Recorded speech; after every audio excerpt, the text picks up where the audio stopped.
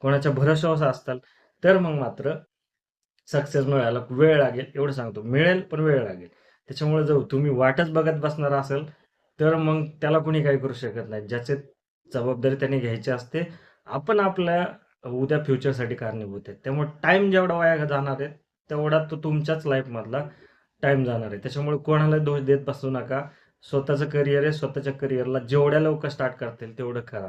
आता जर आपण निर्णय घेतलेला आहे की आपण ह्या क्षेत्रात उतरलेलो आहे ना, तर पुढचं सगळं आपल्यालाच करणं आहे.